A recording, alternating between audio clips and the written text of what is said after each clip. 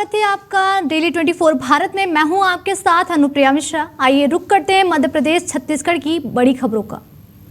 कोरबा में जर्जर सड़कों और नगर निगम की लापरवाही के खिलाफ शुक्रवार को भदारापारा चौक बालकों में कांग्रेस ने जोरदार विरोध प्रदर्शन किया। प्रदेश कांग्रेस सचिव विकास सिंह के नेतृत्व में हुए इस आंदोलन में कार्यकर्ताओं ने निगम प्रशासन पर गंभीर आरोप लगाते हुए कहा कि पिछले कई महीनों से शहर की सड़कों की हालत बद से बदतर हो चुकी है।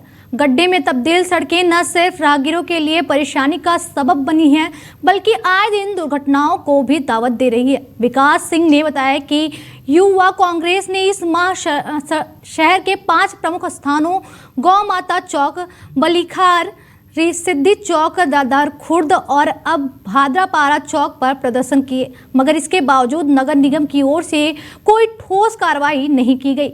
इस दौरान नेता प्रतिपक्ष कृपाराम साहू ने भी निगम प्रशासन और सरकार पर निशाने साधते हुए कहा कि डीएमएफ और निगम के पास करोड़ों की राशि उपलब्ध होने के बावजूद शहर की सड़कों पर ध्यान नहीं दिया जा रहा। देखिए, यूथ कांग्रेस के नेतृत्व में आज पांचवा बार हो गया शहर के मुख्य मार्ग में और वार्डों के, चाहे वो गली चप्पे रहें या कोई भी मार्ग रहे, जहाँ जहाँ गड्ढा है वहाँ बैठ के हमारे द्वारा सांख्यिकी धरना प्रदर्शन किया जा रहा है। हम भारतीय जनता पार्टी की सरकार को ये बताना चाह रहे हैं, जो आपके द्वारा जो मंच के माध्यम से बोला जाता है कि ट्रिपल इंजन की सरकार है, सुशासन की सरकार है और मोदी की गारंटी है। ये बताएंगे आज धरना प्रदर्शन में क्या है? देखिए, पिछले विगत एक हफ्ते से हम लोग चरणबद्ध आंदोलन, सड़क के निर्माण, सड़क की सुरक्षा, सड़क पे जो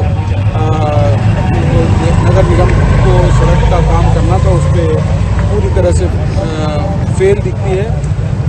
कांग्रेस पार्टी के आह्वान पे, प्रदेश कांग्रेस कमेटी के आह्वान पे हम लोगों ने पूरे प्रदेश में और सड़क को लेकर, निर्माण को लेकर, सुधार को लेकर जो आंदोलन चलाया है, उसमें नगर निगम क्षेत्र कोरबा में हम लोग पिछले एक हफ्ते से चरणबद्ध आंदोलन। वहीं बेमेतरा जिले में स्वास्थ्य विभाग द्वारा निःशुल्क कैंसर जांच और परामर्श शिविर का आयोजन किया गया। ये शिविर कलेक्टर रणबीर शर्मा और CMHO डॉक्टर अमृत लाल रोहडकर के निर्देश तथा सिविल सर्जन एवं मुख्य अस्पताल अधीक्षक डॉक्टर लोकेश साहू के मार्गदर्शन में आयोजित हुआ। बालको मेडिकल सेंटर रायपुर और जिला स्वास्थ्य समिति बेमेतरा के संयुक्त तत्वाधान में हुए इस कैंप में जिले के शहरी और ग्रामीण क्षेत्रों से बड़ी संख्या में मरीज पहुंचे। कैंप में कुल 35 मरीजों की स्क्रीनिंग की गई, जिसमें 21 पुरुष और 14 महिलाएं शामिल थी। विभिन्न प्रकार के संभावित कैंसर मरीजों की पहचान की गई, जिसमें कुछ पहले से उपचाराधीन भी थे। शिविर में 2 मरीजों के सैंपल जांच के लिए भेजा गया। सिविल सर्जन डॉक्टर साहू स्वयं कैंप में मौजूद रहे और संभावित लक्षण वाले मरीजों से मिलकर उनका मनोबल बढ़ाया। वहीं मरीजों ने भी इस पहल के लिए स्वास्थ्य विभाग के प्रति आभार जताया। और NCD के सहयोग से हमने आज 16 मरीजों को यहाँ देखा है और उनमें से सभी 16 मरीजों का स्क्रीनिंग हमने किया है ना, और उसमें हमको संभावित 3 मरीज ऐसे लग रहे हैं जिनको कैंसर के लक्षण हमको लगते हैं। तो वो जांच उनकी हुई है और वो रिपोर्ट आने के बाद उनको दोबारा से उनको पत्र द्वारा या फिर फ़ोन के द्वारा प्रेषित किया जाएगा, रिपोर्ट बताएगा कि आज जिला चिकित्सालय बेमेतरा में बालको मेडिकल सेंटर नया रायपुर के विशेषज्ञ टीम के द्वारा आज निःशुल्क कैंसर जांच शिविर रखा गया है ना, जिससे कि जो भी कैंसर के जो शुरुआती लक्षण हैं, है ना, तो वो मिस ना हो, इसलिए इस विशेष शिविर का आयोजन किया गया है। और मैं लोगों से सबसे अपील करूंगा कि इस तरह का जो भी शिविर होता है तो ज़्यादा से ज़्यादा संख्या में अपना इलाज कराएं, है ना, और कोई भी केस मिस ना हो कैंसर के जो शुरुआती लक्षण है। वहीं धमतरी जिले के जनपद पंचायत नगरी अंतर्गत ग्राम पंचायत सिहावा में कलेक्टर अविनाश मिश्रा और जिला पंचायत CO रोमा श्रीवास्तव के निर्देश पर governance of wheel pilot project के तहत शिविर का आयोजन किया गया। जनपद CO रोहित बोरझा के नेतृत्व में आयोजित शिविर में सिहावा, भीतररास, देवपुर, शिरसिदा और सेमरा समेत कई ग्रामों के लोग बड़ी संख्या में पहुंचे। ग्रामीणों ने PM आवास की किसान सम्मान निधि और भूमिहीन कृषक योजना सहित विभिन्न योजनाओं से जुड़ी आवेदनों को प्रस्तुत किया। इस समस्याओं को मौके पर ही निवारण किया गया। वहीं स्वास्थ्य विभाग ने भी हेल्थ चेकअप की सुविधा दी। बता दें, शिविर में कुल 125 आवेदन प्राप्त हुए। ग्रामीणों ने इस पहल के लिए शासन प्रशासन को धन्यवाद दिया। वहीं धमतरी में बड़ी रेल लाइन निर्माण का काम तेजी से चल रहा है और जनवरी 2026 तक सेवा शुरू करने का लक्ष्य रखा गया। इस परियोजना के तहत रेलवे विभाग ने अपने अधिग्रहित जमीन पर किए गए अतिक्रमण को हटाना शुरू कर दिया। इसी क्रम में देवार बस्ती के निवासियों को 2 से 3 दिनों में जगह खाली करने का नोटिस दिया गया। बता दें, बस्ती के लोग सालों से झुग्गी झोपड़ी में रह रहे हैं और उन्होंने बताया कि शहर में कचरा बीनकर गुजारा करते हैं। रेलवे की नोटिस से यहाँ के निवासियों में भय का माहौल बन गया है और वे बेघर होने के डर से चिंतित हैं। इस मामले को लेकर देवार बस्ती के लोगों ने कलेक्टर से व्यवस्थापन की मांग की है। महापौर ने आश्वासन देते हुए कहा कि निवासियों के रहने की उच्च व्यवस्था की जाएगी। रेलवे विभाग के साथ प्रशासन मिलकर समस्या का समाधान करने की दिशा में कदम उठा रहा है ताकि विकास कार्य और लोगों की सुरक्षा दोनों सुनिश्चित की जा सके। हाँ, ये बड़े अफसोस की बात है कि शासन प्रशासन द्वारा इनके लिए नज़रअंदाज करना और इतनी बड़ी समस्या जो कि अभी दिवाली के पहले बोले थे और अभी 2-3 दिन पहले और बोल दिए कि हर हाल में इनका मकान तोड़ देंगे। और हम लोगों ने जब से पार्षद बने तब से एक घर सर्वे करा कर किए थे, जिसका परिणाम था कि 287 मकान स्वीकृत हुए, मगर 80 मकान बने, वो भी हम लोग के लगातार कोशिश। ये होना चाहिए, नगर पालिका पालने वाली संस्था है, अपनी जनता का प्रयास पहले से कर लेना चाहिए, मगर इनको हम बार बार ध्यान आकर्षित कराते तब ये आज नहीं तो आज इतने 3-4 हजार लोग घर से बेघर होते हैं। बड़े गर्व और फक्र की बात है हमारे धमतरी शहर के लिए कि बड़ी रेल लाइन होना। और हम लोगों ने जब से रेल लाइन की बात हुई है, हमने बाकायदा से जनप्रतिनिधियों को धन्यवाद दिया, शासन प्रशासन का धन्यवाद दिया। जगह बारे के समस्या दादा, हमारे बड़ के घर ला टोरा था। कौन? रेलवे वाला आके। कितना साल से रहा था वहाँ? तो हमारा 50-60 साल हो गए रहा। घर पहले तो नोटिस दे रही से? नोटिस अभी देख रही है हमारा नोटिस। अभी आ भर के अचानक आवा थे, काल जगह टोरबो हटो हटो कहीं कहा थे, काल जगह टोलावा। तो बाल बच्चा धर के हम कहाँ जाओ, 60-70 घर का आदमी है, छोटे छोटे बाल बच्चा है, ऊपर से जानवर रखे है, जानवर हमारे पेट रोजी। तो कोई जगह हमला जगह दी तभी जा सकते, नहीं दी तो हम कहाँ जान, बेघर हो जाता, हम गरीब आदमी कहाँ जाओ। रेलवे प्रशासन के द्वारा अपनी जमीन को खाली कराया जा रहा है, क्योंकि सबको मालूम है कि वहाँ बड़ी रेल का प्रोविजन है और कुछ दिनों में वो जनवरी या फरवरी में चालू भी हो जाएगी। लगातार सालों से अतिक्रमण है करके वो सबको मालूम है। पूर्व में पार्षद आवेश हाशमी ने वहां से लोगों को उठाकर महिमा सागर वार्ड में व्यवस्थापित कराया, जिसकी कोई सुविधा नहीं थी, जहाँ कुछ बना नहीं हुआ था। पूर्व में महापौर विजय देवांगन और आवेश हाशमी की जीत के कारण आज लोग वहाँ परेशान हैं। हाँ, ये बड़े अफसोस की बात है कि शासन प्रशासन द्वारा इनके लिए नज़रअंदाज करना और इतनी बड़ी समस्या जो कि अभी दिवाली के पहले बोले थे और अभी 2-3 दिन पहले और बोल दिए कि हर हाल। वहीं कोरबा के राज पटेल ने वितरित हालातों को अपनी ताकत बनाकर CGPSC में 22वां स्थान हासिल किया। पिता संतोष पटेल के आकस्मिक निधन के बाद मां शकुंतला पटेल ने दूसरे के घर में झाड़ू पोछा करके राज की पढ़ाई जारी रखी। बता दें, राज ने प्रारंभिक शिक्षा सरस्वती शिशु मंदिर से प्राप्त की और 3 साल से दिल्ली में रहकर UPSC की तैयारी की। वह अवैध फाउंडेशन के छात्र रहे, जिन्होंने उनकी क्षमता को तराशा। परिणाम स्वरूप राज ने अपनी मेहनत और संघर्ष से छत्तीसगढ़ लोक सेवा आयोग की मेरिट में सफलता पाई। उनका संघर्ष, समर्पण और युवाओं के लिए प्रेरणा का स्रोत बन गया है। फिर उसके बाद तो जैसे कि दुख का पहाड़ आ गया। मैं साइकिल भी नहीं जानती थी, फिर मैंने अपना साइकिल चलाना सीखा, फिर होटलों में काम किया और ऑफिसों में झाड़ू पोछा का काम करके इसको बहुत परेशानी तकलीफ से मैंने इसको पढ़ा के इतना आगे बढ़ाया। बहुत बढ़िया, मेरा अच्छा है, गौरव बढ़ाया है तो आगे वो ऐसी बढ़ाई। और गौरव ये आशीष सर का बहुत योगदान है, अरे क्या बोलते हैं, तुषार सर का भी बहुत बड़ा योगदान है, और इनके जो दिल्ली में है सुनील सर और इनके जो दोस्त हैं शुभम और क्या अंकुर वगैरह, उनका भी बहुत बड़ा धन्यवाद है। इन सबको मैं धन्यवाद देना चाहता हूँ। सर, मेरा नाम राज पटेल है, मैं छत्तीसगढ़ के कोरबा जिले के मानस नगर का निवासी हूँ। मैंने अपनी स्कूल की शिक्षा सरस्वती शिशु मंदिर CSCB कोरबा से और कॉलेज की शिक्षा गवर्नमेंट PG कॉलेज कोरबा से की है। इसी के साथ साथ ये मेरा CGPSC में दूसरा प्रयास था और दूसरे प्रयास में मैंने 22वां स्थान प्राप्त किया है। इसके अतिरिक्त मैंने 2023 और 2024 में यूपीएससी की परीक्षा भी दी है, जिसके माध्यम से यूपीएससी के माध्यम से मेरा चयन डिस्ट्रिक्ट यूथ ऑफिसर।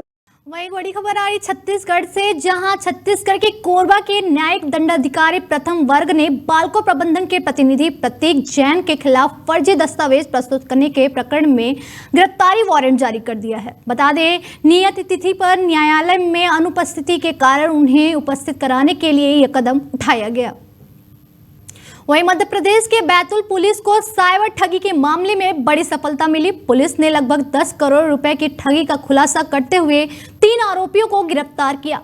आरोपियों के कब्जे से 15 mobile, 26 SIM card, 11 bank passbook और अन्य महत्वपूर्ण सामग्री जब्त की गई। इसके अलावा 28,000 रुपए भी बरामद किए गए। यह जानकारी पुलिस ने कंट्रोल रूम में दी। इस मौके पर एसपी वीरेंद्र जैन, एएसपी कमला जोशी और एसडीओपी सुनील लाटा मौजूद थे।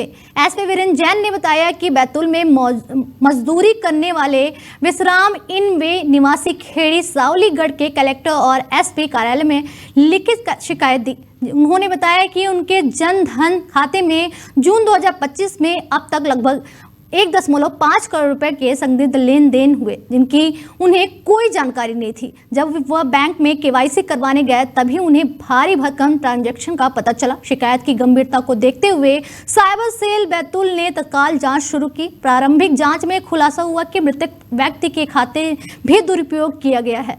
पुलिस तत्परता और तेज कार्रवाई के चलते आरोपियों को पकड़कर मामले का रहस्य उजागर किया गया।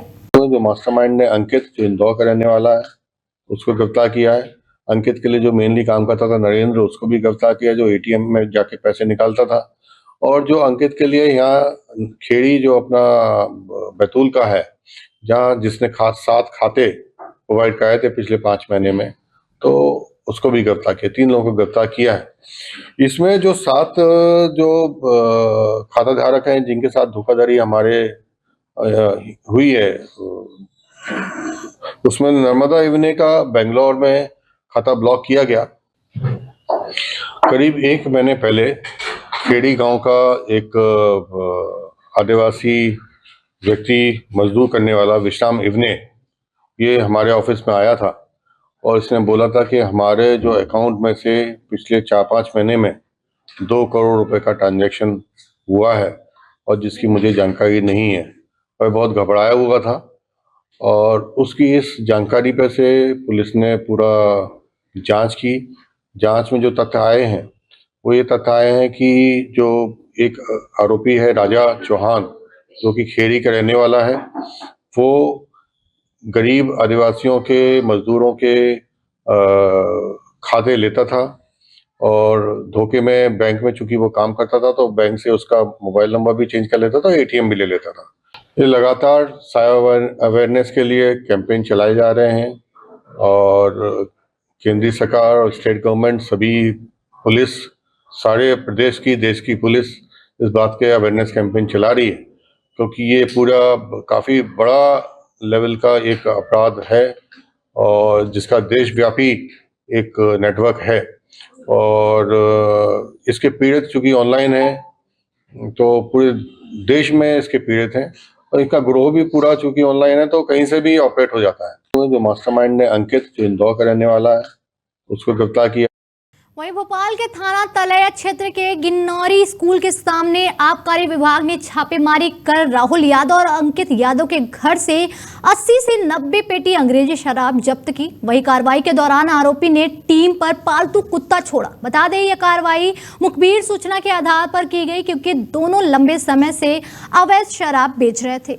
वहीं मध्य प्रदेश की आर्थिक अपराध शाखा ईओडब्ल्यू ने शुक्रवार को भोपाल के बड़े कारोबारी दिलीप गुप्ता के दफ्तरों पर छापेमारी की। ईओडब्ल्यू की टीम उनके चूना भट्टी और एमपी नगर जोन 2 वाले ऑफिस में जांच कर रही है। सूत्रों के अनुसार टीम ने दोनों स्थानों से कई प्रकार के दस्तावेज, लेन देन से जुड़े कागजात और डिजिटल डिवाइस जब्त किए। 1 महीने पहले ईओडब्ल्यू ने दिलीप गुप्ता और उनकी कंपनियों DG mines and minerals private limited और स्टीमार सीमेंटेक प्राइवेट लिमिटेड के खिलाफ फ्रॉड का मामला दर्ज किया था। शिकायत में बताया गया कि गुप्ता ने निवेशकों को उच्च मुनाफे का लालच देकर बड़ी राशि वसूली और 10 रुपए के शेयर को 12,972 रुपए में बेचकर उन्हें गुमराह किया। इस मामले में ईओडब्ल्यू की टीम लगातार जांच में जुटी है और छापेमारी के दौरान मिली सामग्री की जांच जारी है। इस कार्रवाई से निवेशकों को हुए वित्तीय नुकसान और फ्रॉड के आरोपों की पुष्टि करने में मदद मिलेगी। वहीं मध्य प्रदेश के मुख्यमंत्री डॉक्टर मोहन यादव ने भोपाल के GIA एग्जीबिशन सेंटर गोविंदपुरा में आयोजित फेड एक्सपो 2025 में आंतरिक विदेशी निवेशकों और उद्योगपतियों का स्वागत किया। सीएम ने कहा कि निवेशकों को भूमि वितरित नहीं की गई, बल्कि उन्हें उद्योग स्थापित करने के लिए आमंत्रित किया गया है, जिन्होंने भरोसा जताया कि इस आने वाले समय में सभी औद्योगिक फेडरेशन के साथ वृद्धि आयोजन किए जाएंगे। साथ ही उन्हें यह भी कहा कि रूस, ओमान और ताइवान जैसे देशों के साथ व्यावहारिक और औद्योगिक संबंध और मजबूत होंगे। वहीं उन्होंने उद्योगपतियों को निवेश के लिए प्रोत्साहित करते हुए प्रदेश में विकास और रोजगार के अवसर बढ़ाने पर जोर दिया। वहीं टोक्यो में आयोजित 25वीं समर डेफलिक में भारत और मध्य प्रदेश के लिए कुशांग सिंह राजावत ने शानदार उपलब्धि दर्ज की। मध्य प्रदेश राज्य शूटिंग अकादमी के प्रतिभावान शूटर कुशांग ने 50 मीटर राइफल प्रोन स्पर्धा में उत्कृष्ट प्रदर्शन करते हुए व्यक्तिगत कांस्य पदक जीता। इस जीत से अंतर्राष्ट्रीय निशानेबाजी मंच पर मध्य प्रदेश का गौरव बढ़ा। बता दें, खेल मंत्री विश्वास कैलाश सारंग ने कुशांग सिंह की सफलता पर उन्हें बधाई दी और आगे के लिए शुभकामनाएं दी। इस उपलब्धि ने राज्य और देश के खेल प्रेमियों में खुशी और गर्व का माहौल बना दिया। वहीं मध्य प्रदेश के धार से जहां निर्वाचन आयोग द्वारा जारी निर्देशों के तहत चल रहे SIR कार्य में गंभीर लापरवाही बरतने के मामले में धर्मपुरी तहसीलदार ने जिला कलेक्टर को प्रस्ताव भेजा। उसके बाद सहायक आयुक्त जनजातीय कार्य विभाग धार ने 2 BLO को तत्काल प्रभाव से निलंबित कर दिया। साथ ही तहसीलदार ने 10 अन्य BLO को कारण बताओ नोटिस भी जारी किया। तहसीलदार आवासिया ने कहा कि मतदाता सूची पुनरीक्षण में किसी भी तरह की लापरवाही बर्दाश्त नहीं की जाएगी और शिकायत या लापरवाही मिलने पर तत्काल कार्रवाई जारी रहेगी। ये कदम निर्वाचन प्रक्रिया की पारदर्शिता और गंभीरता सुनिश्चित करने के लिए उठाया गया, ताकि मतदाता सूची अद्यतन और सही बनी रहे। भारत निर्वाचन आयोग के द्वारा जो SIR का कार्य समय सीमा में पूर्ण कराने के निर्देश दिए गए हैं, उसके तहत कुछ BLO के द्वारा गंभीर लापरवाही बरती जा रही थी। एक BLO विगत 4 दिन से बिना किसी सूचना के उपस्थित नहीं रहे हैं। घर पे संपर्क किया गया तो भी वो कोई जवाब उनसे नहीं मिल पाया है। एवं दूसरे जो BLO हैं वो भी विगत 1.5-2 दिन से बिना किसी सूचना के कर्तव्य पे उपस्थित नहीं हुए हैं। उन्होंने दूसरों को सूचना दी कि मैं कर्तव्य पे आ रहा हूं, उसके बाद फोन बंद कर लिया, घर पे भी सूचना करी तो भी वो घर पे नहीं पाया गया। इस कारण से उन दोनों को गंभीर लापरवाही मानते हुए उनको निलंबित किया गया।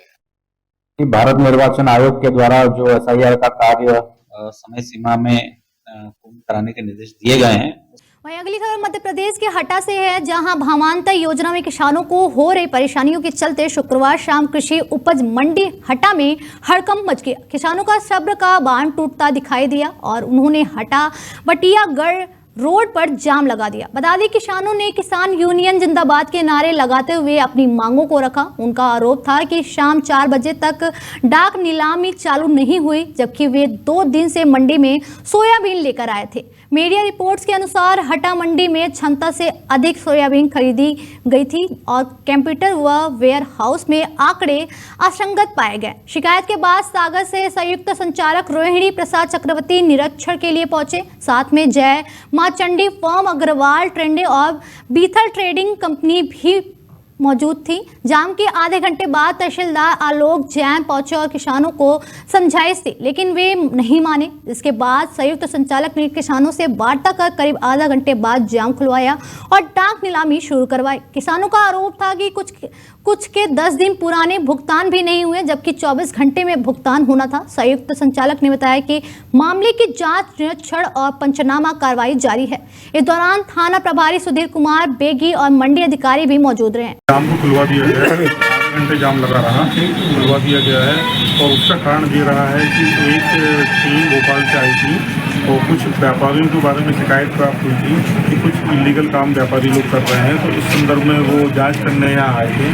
तो जांच के दौरान ही क्योंकि मंडी के कर्मचारी जांच में सहयोग करने के लिए उनके साथ चले गए, तो कुछ समय के लिए डाक बंद हो गई, उनकी ID ब्लॉक हो गई। वर्तमान में डाक चालू करा दी गई है और उनकी ID चालू हुई है, डाक निरंतर जारी है। तो मेरे को जानकारी जहाँ तक है कि अभी डाक बंद होगी, बाकी डाक निरंतर जारी है और आगे भी निरंतर जारी रहेगी। यदि ऐसी कोई सूचना प्राप्त होती है तो भी हम लोग तत्काल उसमें डाक को चालू करवाएंगे, डाक बंद नहीं होगी।